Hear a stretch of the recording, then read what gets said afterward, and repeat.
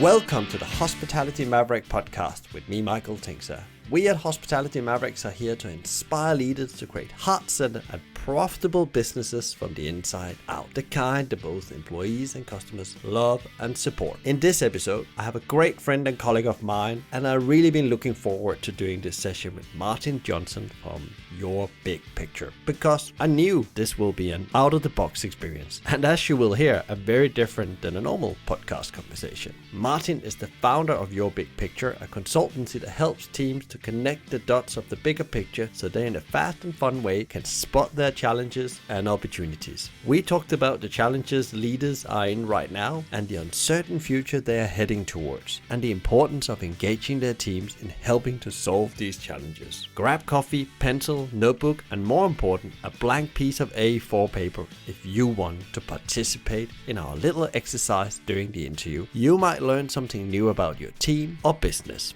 Enjoy!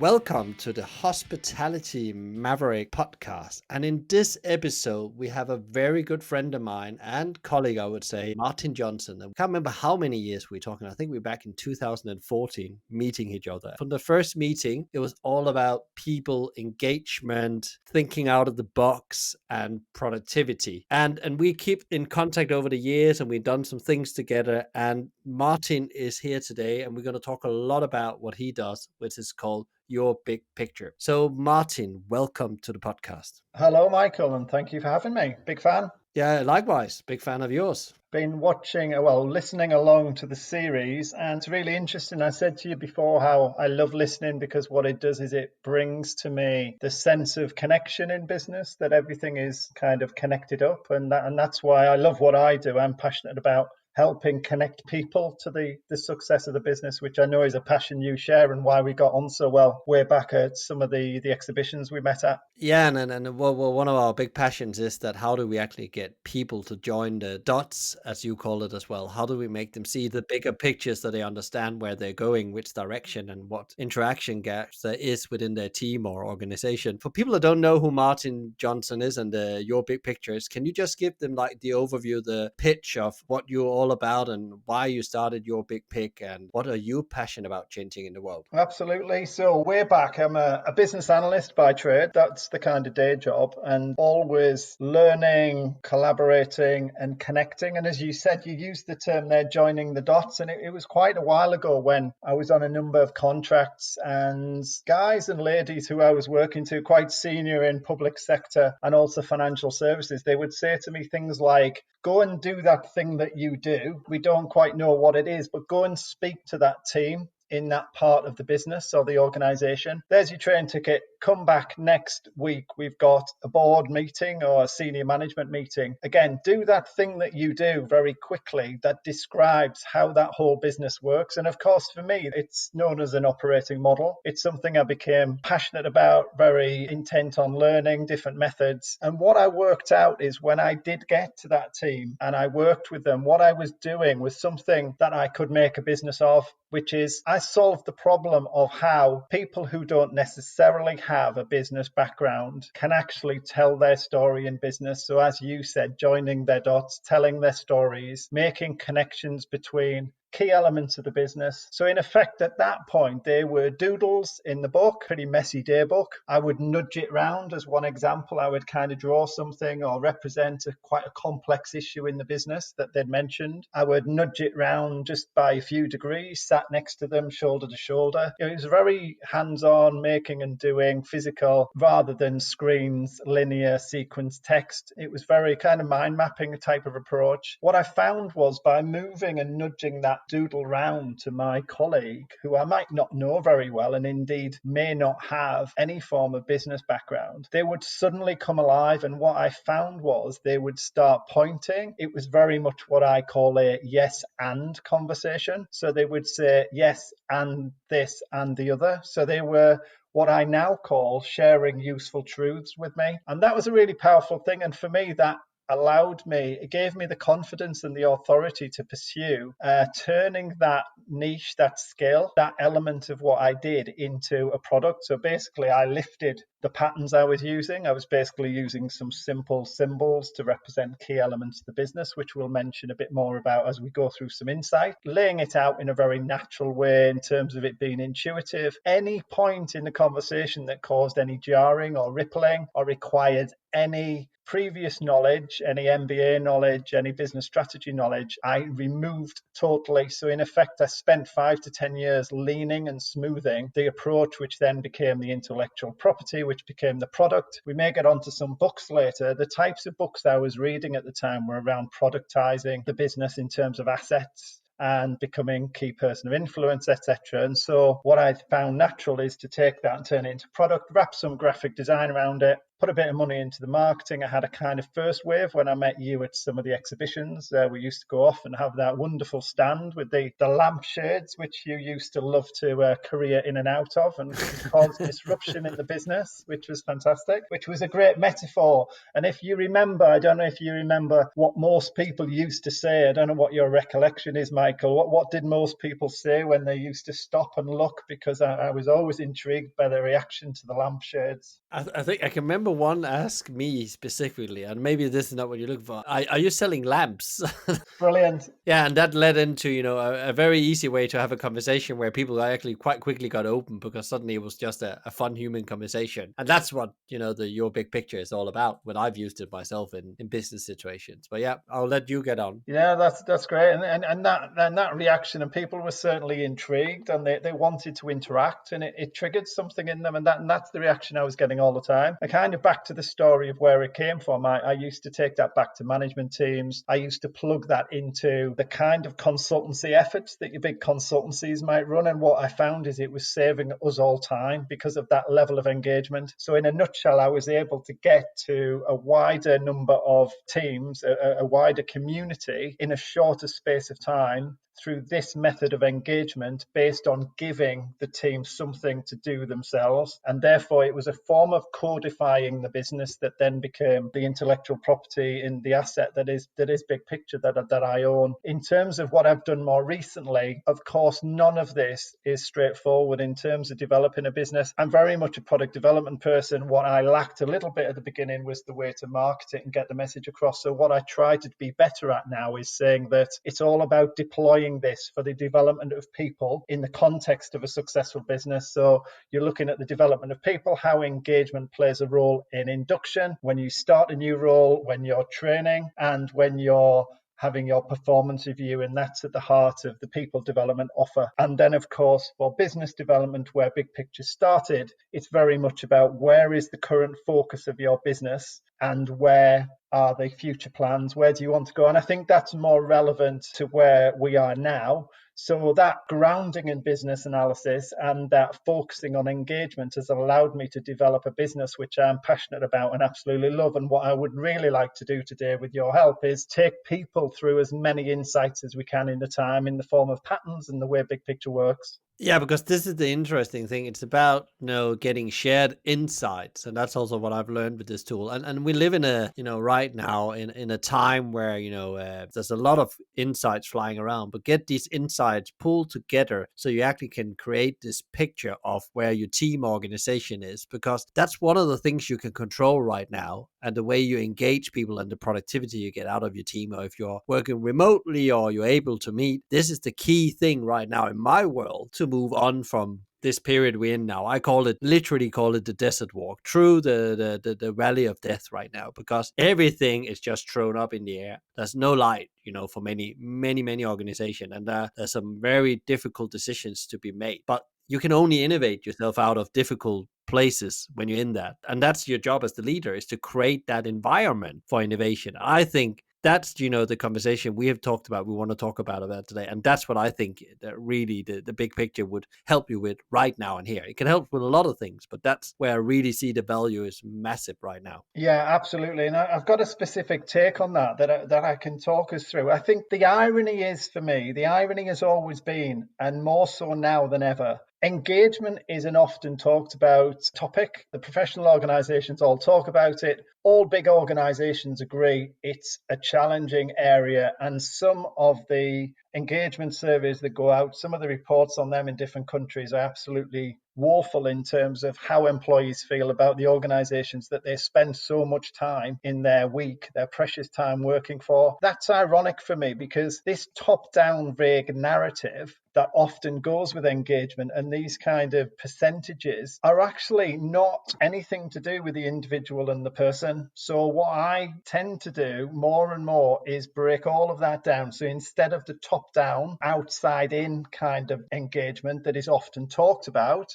I actually go very much for the individual at the center, bottom up, emergent behavior. And because of that, you have to believe, by the way, two things. So if you're listening to this and you're thinking, how does this actually work? And you're not quite on the same page, let me test something. You've got to believe that individuals within the business, management team, middle management, operatives, anybody working within the business have great ideas. So I think everybody has those ideas. I don't think we're as good as allowing those ideas to come out. I also think that everything is connected up. So technically that's known as systems thinking, but actually it's much more natural than that, which is everything. If you change one thing, and listening to a lot of your podcasts, Michael, what you say is you connect things together. So you say, if you bring in a new customer process, that is going to be connected to the team, and that's going to maybe need some funding to bring that in, and there's some technology to help us with that. And those are connections I'm talking about, and we'll look at some of those key connections that I've found from, to be fair, areas outside of hospitality. But what I'd like to do with your help is kind of bring them into the context of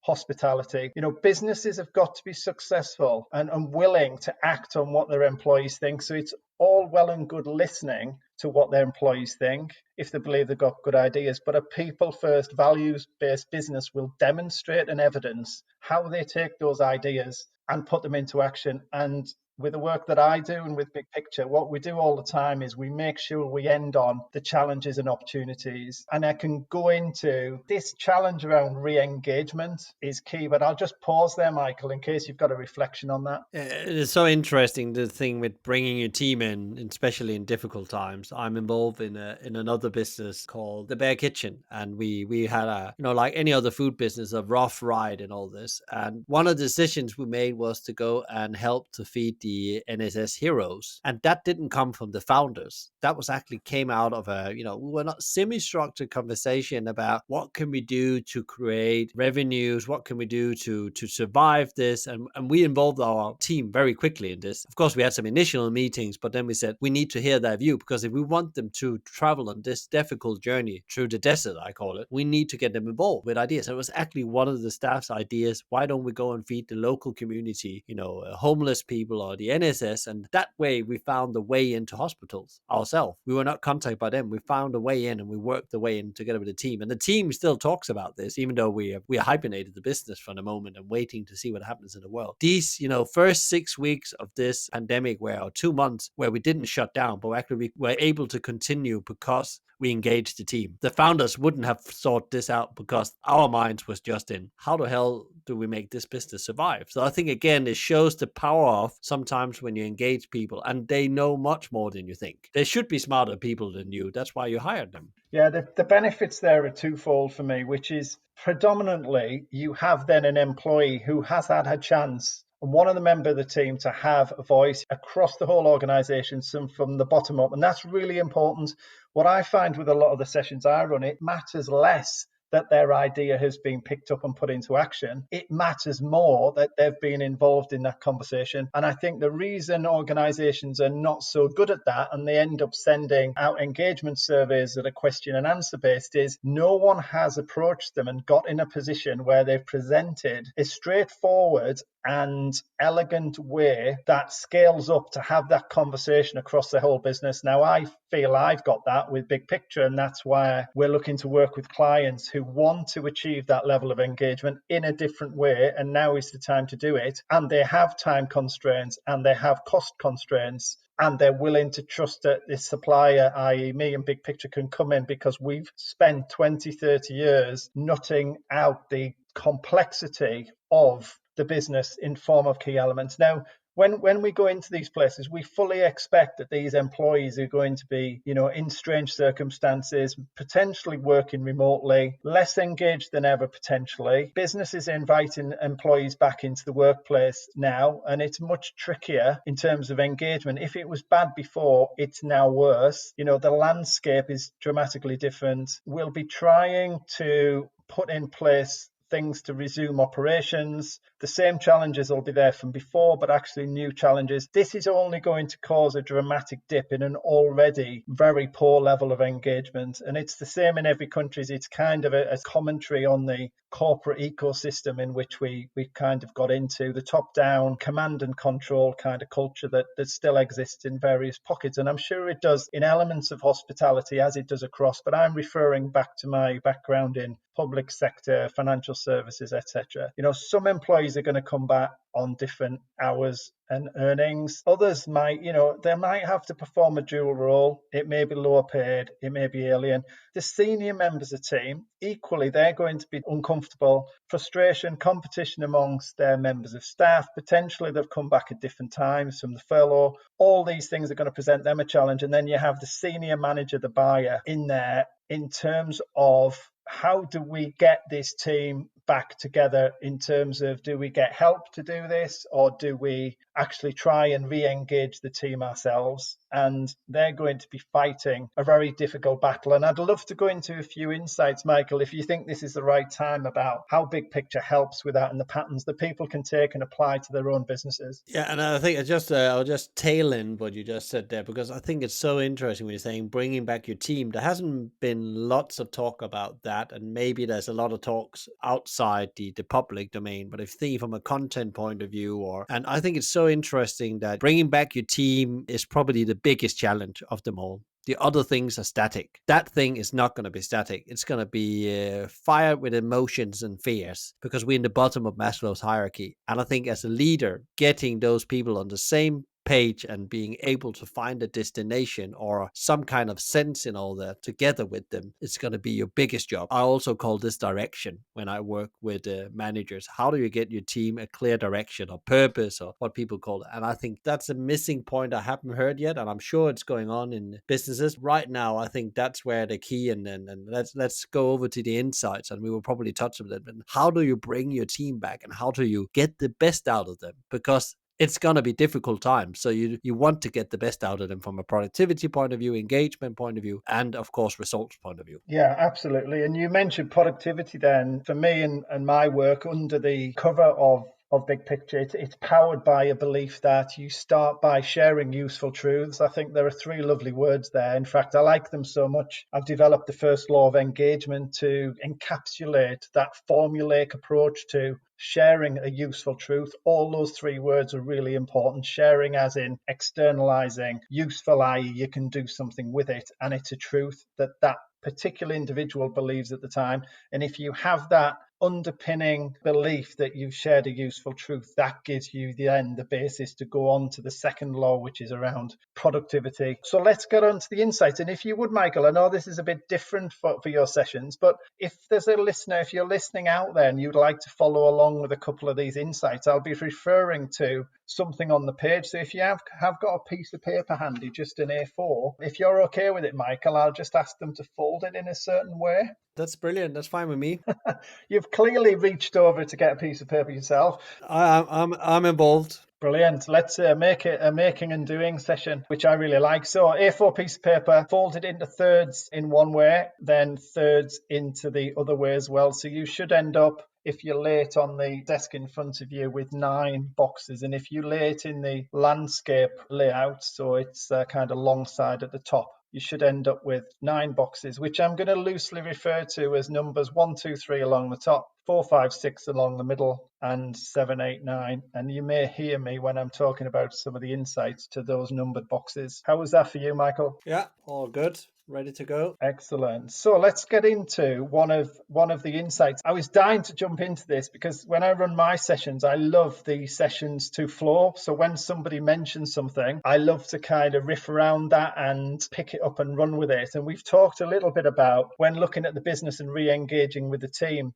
the why and the purpose at the top. Now on the big picture products, it's at the top and it's got its own space. But in box one, just over to the top left-hand side, getting your employees back in a room, whether it's a Zoom room or any other form of video conference, or better still, physically, an interesting conversation about the purpose and sharpening up on that why. And the reason that's really important is because so many things have changed in the external world in which this business exists. And remember, it's a pretend structure. A company, a business is a pretend structure. It's made up legally. What's really important is the people and the team within it. So when people say business is all about the people, then absolutely. And this is why we're talking about the people first. And we're looking at the purpose. So the way we would re-engage the team is we wouldn't ask them to read off from the last board report or what's on the internet. We would ask and remind our team and employees what they think the purpose of the business is. And we're trying to sharpen the why. Now, the fact of the matter is, when I run this with a lot of businesses, some businesses have a really good purpose and a why. So it could be something that stands true today and hasn't changed. So I'm thinking of something less practical about maybe helping people make best use of their leisure time. They might go on to say through eating and drinking or something of that ilk in the hospitality sector. Now, to me, that is a great purpose to kind of work underneath. And I know there are some great companies out there. I think the guy from Leon that you had on explained theirs, and I think that was a really good example purpose of some being better than others. A not so good one for me would be something in the purpose of the business that got actually quite specific about how something was done. Or I also see purposes around making money. So yes, that is an end goal and that keeps the business alive. But actually, what are you really doing for that end customer? So I don't know whether your listeners kind of want to follow along, Michael, or you've got an example in mind of a good or bad purpose that you might share that you may have seen on your travels. I think there's one that is clear to me, is one I work on myself. It's always easier. So in the Bear Kitchen, we are trying to change the world by the way we eat. That's our purpose, to make the world better by the food we eat.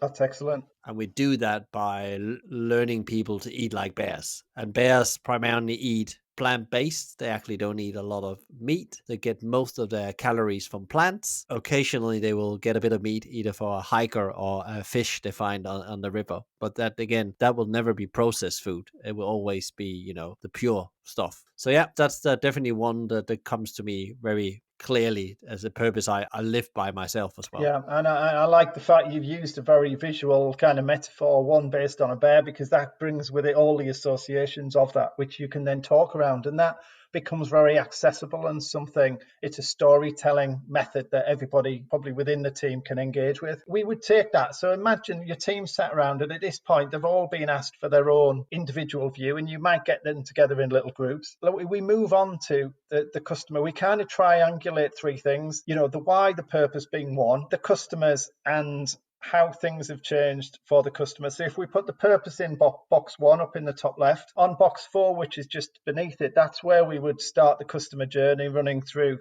4, 5, and 6. So the customer journey running left to right across the page. And what this is allowing us to do with the team is we're in effect giving them the meanings of things that they can then join together themselves. So this is the first time we introduce a symbol, which will be customer. The reason that's important from listening to some of your previous podcasts, Michael, is that clearly the challenge we have now is that customer flow, footfall as you might call it, or number of orders, etc., that customer flow has pretty much stopped for all intents and purposes in the way that it was working before. So what we would talk about with the team about re-engagement is around, let's think about things from the customer perspective. What's actually changed? Is it a lack of money, and is it a change in their behavior? Is it driven by need or must or desire and like and desire? What's actually driving their behavior? And what we would do in the kind of short space we've got here is just plot out the customer through the different touch points. And obviously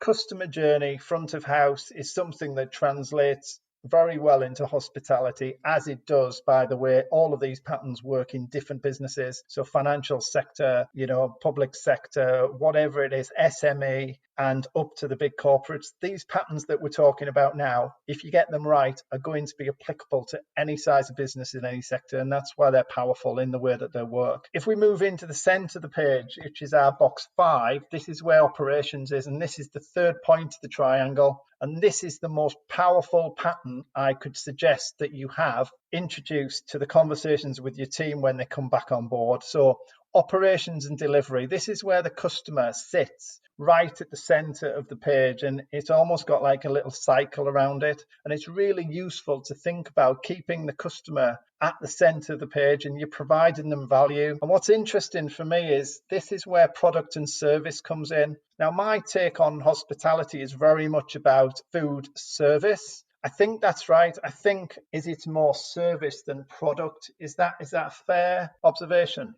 Yeah, I think the food is just a vehicle to, but what people are really buying is a service in a way, and of course the meal has to be good. That's no doubt about that. But again, what you really talk about is these special moments or experiences you have in restaurants. And again, we are not selling products; we are selling services. Yeah, and what's interesting here in terms of that pattern is that some patterns come into play in a specific hospitality backdrop. Some do better than others, but one thing with big picture in the work I do is really important. Nothing necessarily has to be right or wrong. Remembering back to sharing useful truths, it's just something people think is right in their opinion at the time. And in a way I've just done with you, Michael, from time to time, we'll kind of share a view as to how you might see it. So we're talking about customer. Some hospitality businesses might talk about clients. I don't know if there are different names for the people that you serve.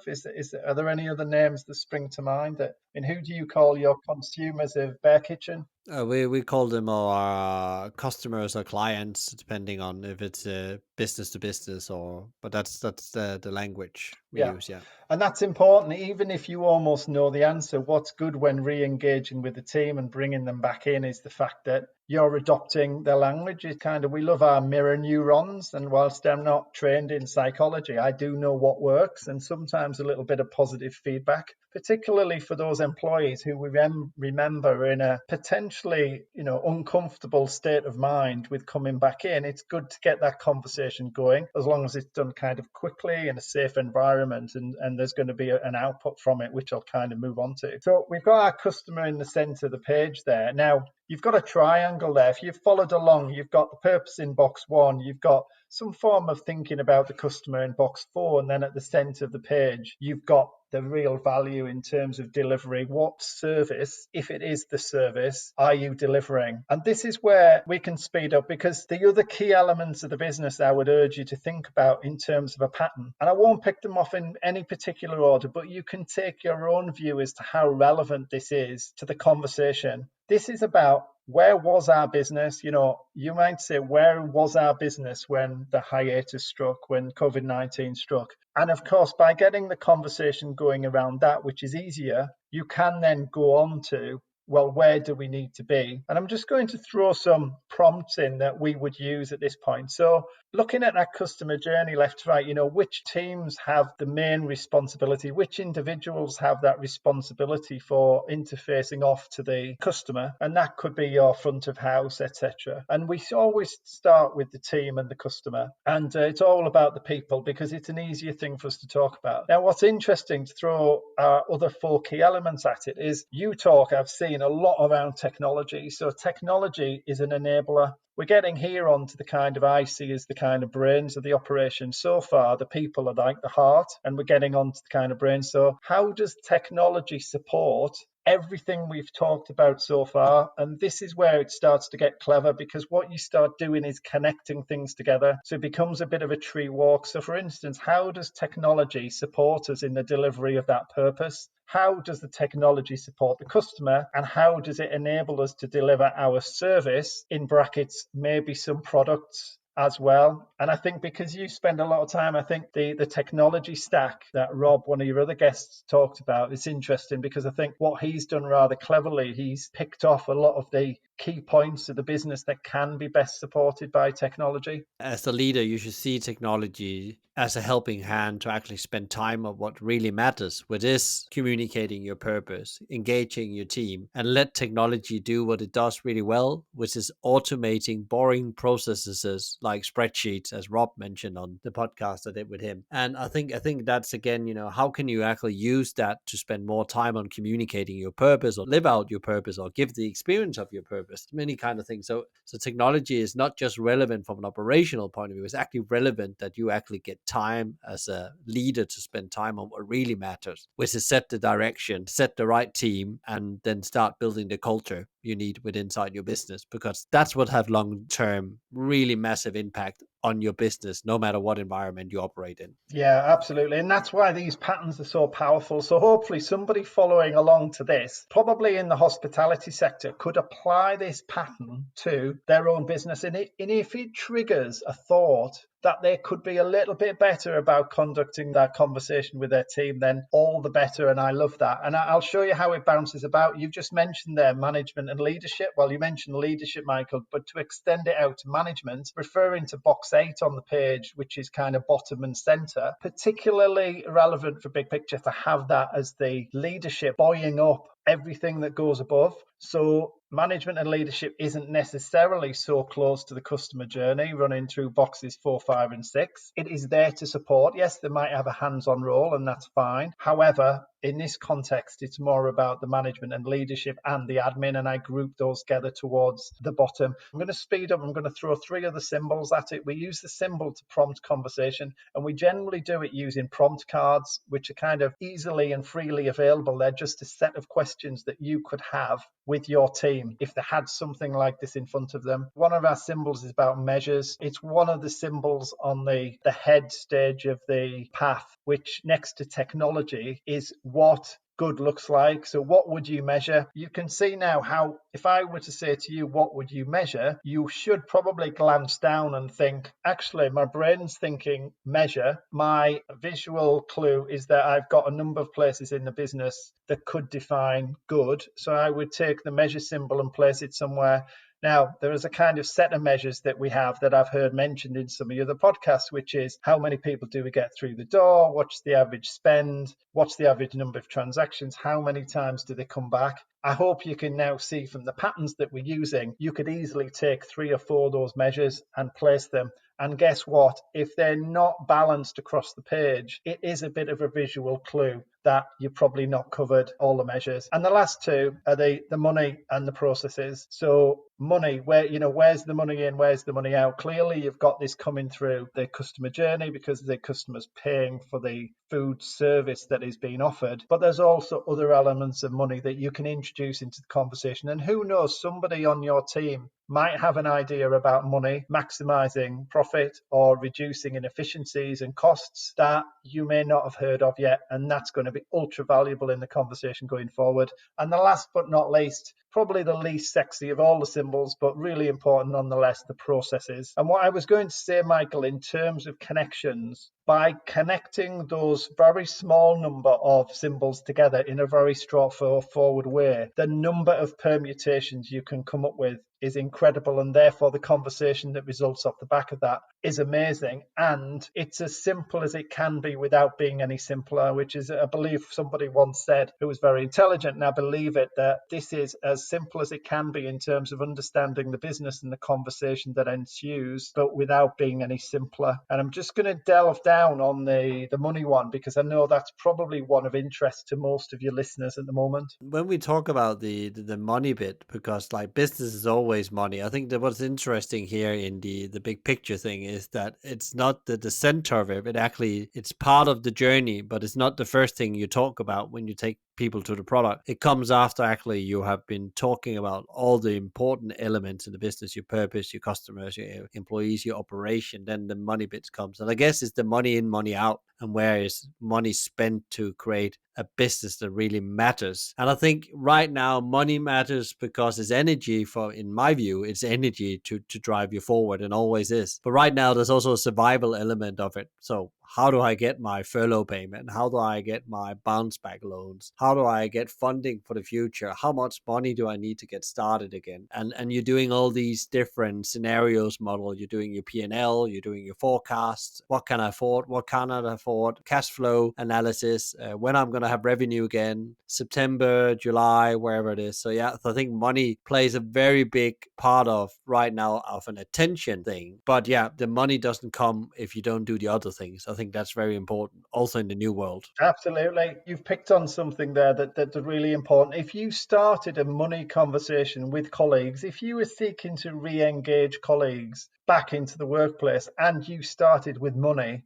my observation, my experience would be that is going to be very much a different kind of conversation than you would have had if you had started with the purpose, the why. Let's remember why we're here. Who are you? Where are you working? What's your role? Who are you working with on a day-to-day basis? Who's our customer? That is around a purpose and a people conversation, and that's a great place to start. As you've pointed out, the money comes secondary to that, but by now you've got in front of you, or each team member has, the backdrop for that conversation. And I've got 4 patterns, and I'm going to try these in the time because I'm determined to come on this and share as many insights as I can in the time that we've got, Michael. So I'm going to go for the changing credit circumstances that some of your listeners might be experiencing in the business. So I've not talked so far about box 2 at the top, which is around, we use that for our partners and suppliers. Now, supply chain, I guess, is all important to a business in the hospitality sector. And I ran a webinar recently, and what came out was, it was interesting to kind of plot the connections with a changing credit backdrop. So for a business that's struggling with their credit or their finance, then what we had a really good and positive conversation around was, there's really 2 elements of that, and there were some really good ideas about what can be done about it. So one is along the lines of supply chain, so coming in from the partners and suppliers at the top. And one idea was, what's the difference? Can some of our suppliers work more collaboratively and become partners? Can we change some of the processes around the way that we pay our suppliers, so change some of the payment terms? And if you start now to spot some of the connections with some of the key elements of the business in form of the symbols, then it becomes very easy to have a connected conversation. We've already talked there about money, about process, and I could throw in technology and probably say, how are we going to measure that and which team? You can go nuts and start layering in the same symbols, just in a different context. Clearly, you need to understand when you do that what the challenges and opportunities are, which is why our last 2 symbols of the 8 are challenges and opportunities. So you would give somebody in the room, when you're re-engaging the team, the chance to express what they feel a challenge. We all know what that face looks like, or the arms crossed. Someone's a bit grumpy. What a great idea, but we can't do that. There is a challenge. That's fine. Let's take it. Let's get it on the board. So we've got challenges, and of course, with challenges, we can flip them into opportunities. So simply around changing credit, you have the supply chain conversation. Anybody got any ideas about that? And then secondly, you have where you take money from the customer. And I guess there should be some innovation around changing the way that the customer brings payment into the business. And what I'd like to float at this point is the idea that, there are innovations and things that work rather well in different businesses, in different sectors. And one of the creative elements of this kind of conversation is you can say, if this works well in this sector, how could it work in hospitality? And one that just comes to me, which has probably got no application, but I'm going to say it nonetheless, a subscription-based model or something of that ilk that works rather well for an online content provider. Take a look at that face in the room when you say, what if we take that idea and we plonk it in our cafe, in our delicatessen, in our restaurant? How might that work? Now, remember, there is no right and wrong. We're definitely in brainstorming mode. But what we're doing is we're joining those dots and making connections in new and innovative ways. And I think that's the way brains like to work, which is why it's incredibly accessible to lots of people. And I've got 3 more patterns to share, Michael, but I'll just pause to reflect. Covered that one quite quickly. If you look at some of the operators been very successful under this, is that they have a membership club. Like you can be a member of their restaurant, or they sell more than just the restaurant experience. You can get special discounts, you get special information, special evenings, and so on. And one operator I know really well, Carl Jones from Moshimo, he had to go takeaway and takeout. And that was normally not what the prime of the business, but he's been doing okay because he already had his membership thing in place. So there's already proof that this actually can work in the restaurant world. And he has one restaurant, but these people were so loyal to him during lockdown that he had to bring more people back from furlough because they were busy. So again, it's an example of, again, that you build a tribe, as Seth Godin calls as well, one of our favorites, shared favorite thinkers. And they really try to do that. And I think you'll see the operator that's gonna come out of this, nobody's gonna come out of it well, come out of it better. They definitely had that kind of element in their business. And I've seen that myself when I talk with operators. They have these raving fans. Either they done that, really purposefully setting up that structure, or it's just happened by itself. We had a Facebook group or whatever they done, slowly by organically growing that. But I think that for me is like a subscription model that's very powerful, that translate into more than just a subscription of a membership to get special things, but actually gives you support when you need it, because they don't want you to disappear. You are too important in their life. And I think at this point, it becomes a bit like a jigsaw puzzle. So I'm going to join the dot to dot with the jigsaw puzzle. But there's a reason why these things have lasted many years, is because we like to interact and we like to play along. And given the right stimulus, more people can be involved in that conversation. And it doesn't need to be just the management team taking the responsibility for that. Clearly, they have a leadership role and a governance role, but this is about just nudging up the percentage of people who can be given an outlet to be part of the conversation. And in order to do that, we need to give something that's straightforward and something for them to be accessible. So I'll give you another example of that. And it's around, we talked about the product and the service earlier. If we come back to that, and this one might not translate, but at that center of the page in box 5, is there something that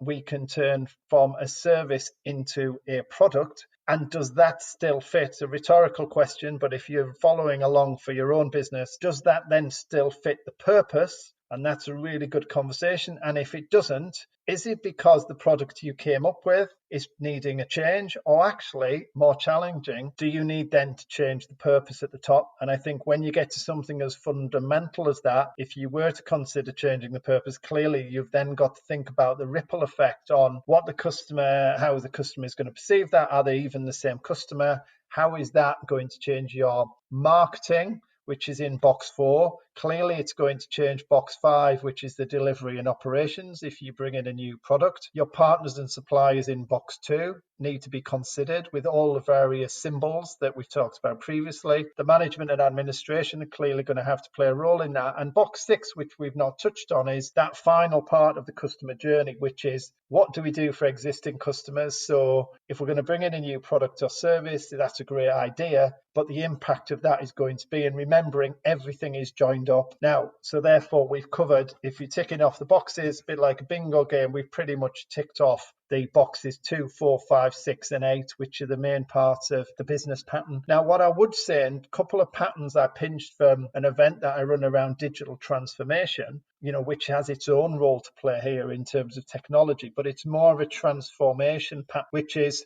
change is hard, and bringing in anything new, however needy and desperate we are to change that in the business, any form of change or transformation is difficult. And one of the patterns we looked at is, if you're going to do that, well, there's 2 ideas for you. One is, if you're going to transform, don't try and do everything at the same time, because that kind of big bang approach can sometimes be challenging, and actually you lose the good stuff because you're just trying to bite off too much. So although it might feel like we're in desperate times, actually chunking up the transformation. And one way to do that, which we came up with, was that you can bring forward a kind of innovation process, which is a kind of sub-team to look at that innovation that you're bringing. So you can have your own hard measures to make sure the kind of business case and the funding gets signed off. You can develop your own innovation processes. You can field the team in that innovation process that you feel represents the whole business in whatever that means to you. So you can see in the way I'm talking, I'm just picking off key symbols to think about how you divide and conquer when it comes to making a change, because that risk is still there. However desperate you are to make the change, there is still now a need to run that and manage that transformation correctly. So splitting off your innovation process off there. And another little pattern that we came up with is managing scope. So if you look across boxes 4, 5, and 6, you've got the whole customer journey there. One great pattern that came out of our digital transformation event was the fact, and maybe you can help me, Michael, translate this into hospitality so much, which is you don't need to transform maybe the whole customer journey running through marketing, operations, or customer care. There was this idea that Chip and Dan Heath came with, and it was brought to the event, which was a peak moment in that customer journey is sufficient for your customer to think of you differently and more memorably, and something they would then share and tell their friends about, which is kind of the raving fans. So actually you could just chunk up one part of the customer journey, and having that conversation or introducing that concept to the team in terms of re-engagement is likely to be more practical and something the team might see as more doable and achievable than saying, this business, the whole purpose has to change and everything we do has to change. That sounds too scary to me.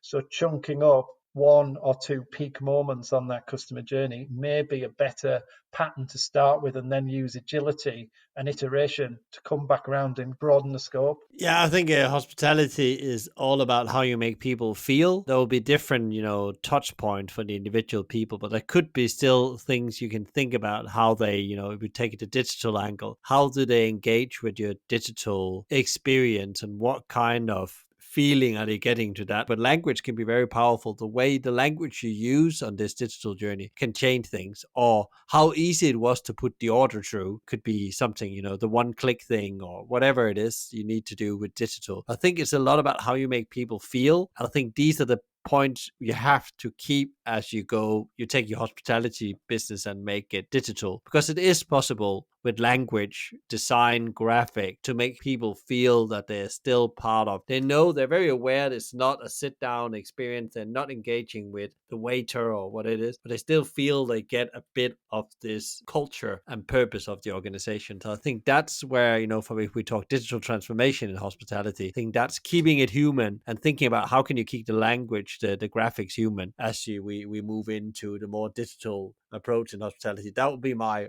top of mind angle on it. Yeah, the magic moment for me is by this time in a conversation where people have got the symbols and they think, oh, well, this is it, I can work with this. You're making your own connection. So I call it windowsill facilitation. When you're re-engaging the team, by the end, you should be probably sat on the windowsill watching them do their good work, because they know stuff and they're sharing useful truths and they're making the connection between the technology, the customer, and them themselves as the team. And that could be in marketing, it could be in delivery, or it could be in customer care, and that's when they start dotting about. So I've tried to pack as many patterns in. I've got books full of these. They kind of come out my ears, and we harvest a load of business intelligence, which I'll always be happy to share generally with anyone interested. And hopefully people have got, if they're listening in, a few little notes in front of them as to where to go looking. And if you have got a white space on the page, have a think, well, why is it white? Why have I not looked at management and admin so much? Why have I not looked at customer care? And actually throw some of the symbols at them, and it will instigate a conversation that will probably lead to something useful. Yeah, that was very different. We haven't done that before. I'm sure that there's different pieces of papers in front of people right now. I hope so. But they can reach out, as you say, and we will be happy to facilitate and have a conversation about these blind spots, because it's actually about finding out where your blind spots are in a way, often, as I see when you work with the big picture tool. So yeah, so that was very different. That was really good, Martin. So all the thinking, and you alert to it a bit yourself as well, comes from, your own experience, but also from books. We can almost have a session on books in itself. What kind of books have actually inspired you on this journey? What are your top 3 books, if we will have to keep it controlled in a way, and you think that people should go and read to make sure they create better innovation and engagement within their teams? The books I've got in mind are probably define my mindset more than engagement as such, because kind of it's my approach to business rather than my approach to engagement. So the danger I have is I read books and then I act on them. And so way back I read E-Myth, which is an entrepreneurial myth book written by Michael Gerber, which was an amazing book about the lady that made pies. And you can tick these off, Michael, as I go through in case we've swapped them before. That taught me that providing a service is one thing, but you can only make so much money because you've only got so much time in the week. So create a product and an asset. And that's been a theme with Daniel Priestley more recently, etc. The Rich Dad Poor Dad, I'm back on line with him. Robert's sending out some really good material with a bit of salesy stuff with it as well. So that's the Get Asset. Unfortunately, I followed his advice with a property alongside my business. So that's buying me a little bit of time at the moment. You said 3, so I'm going to batch my last 4 into one section and see if I can get away with it. Tipping Point. Amazing. Gladwell, how we connect, you and I, and you mentioned earlier, we met ages ago and we continue, and there'll be that call, something along the lines of Black Swan by Nicholas Taleb, around you set yourself up for a Black Swan event. Anti-Fragile by the same guy, Nick Taleb. Benefit from Uncertainty. Never before has there been a better book to read if you want to benefit from this current uncertainty. He speaks very passionately about us not being able to predict bad things, but when they do happen, be practiced and ready to stick to your core and go forward. And then the last one isn't really a book, it's actually a thing. I don't know if it's been turned into a book, but it's Effectuation, which is EFF at the beginning, not affectuation, effectuation, which is the things they don't teach entrepreneurs, which is all about protecting the downside, leaving yourself open to the upside, using the resources you have and looking for that lemonade moment, of which this afternoon with you, Michael, is one of those moments where you come together with somebody and create something of value that you couldn't see coming. So there's a few books there, and danger sign for me. I read a book and I act on it, so I've got to be careful which books I read, just in case I go off on a tangent. It could be the wrong book. I have all of these books besides the last one you said, so I just made a note here. Well, we'll put them in the show notes so people can find them as well as they look for inspiration. But they are all amazing books, and also I agree with it's about they inform your mindset more than the individual engagement in a product and so on. How are you keeping yourself as a business owner on top of your game and mentally ready for the opportunities, as you just said? I think we're going to be in the biggest point in our lifetime with opportunities in the coming years. Yeah, so that's an interesting one. So it's one I challenge myself on every day. Clearly, mindset. I mean, there's a basic level for me, which is physically being in shape is really important. So one of my coping techniques with the family around me is to have the ability to train regularly and to be physically fit. I think that's really important. It helps sleep. Try and eat the right things, but no one's the same. There's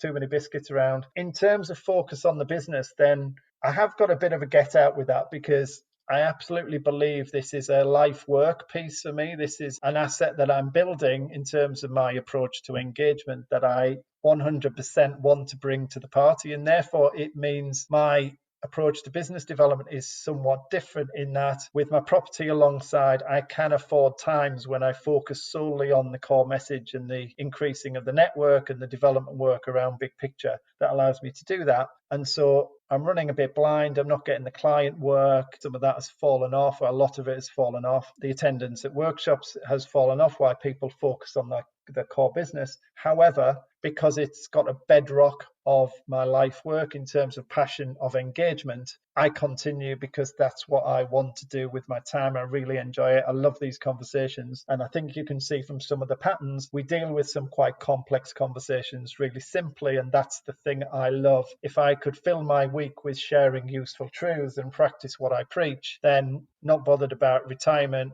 working differently, doing this, that, or the other. That's what I enjoy. That's what gets me out of bed in the morning. And that's what's keeping me sane at the moment. Whether I'll be saying that in a year's time and I'm doing the same thing, Michael, I'm not so sure. But for now, I'm in my office, happy, having conversations, running webinars, waiting for those clients to come along who say, I want to re-engage my team in this way. I can see how you do it quickly. I can see how you do it with the person at the center. And that will be my future client base. It sounds like you have different elements that you use right now, even though there's no sales, you use your business almost like therapy in a way. It makes you feel a bit more sane. It makes you feel purposeful, and maybe it's not all of it that's really gonna give you what you expected putting into it, but you learned something. And if you have that mentality, I often think that you will come out much stronger on the other side, because I think the most dangerous thing, I always say that to people, don't stop. Doesn't mean you have to work your guts 24/7 all night around, but you just have to keep on moving forward. If you're not growing and moving, you're dying. Yeah,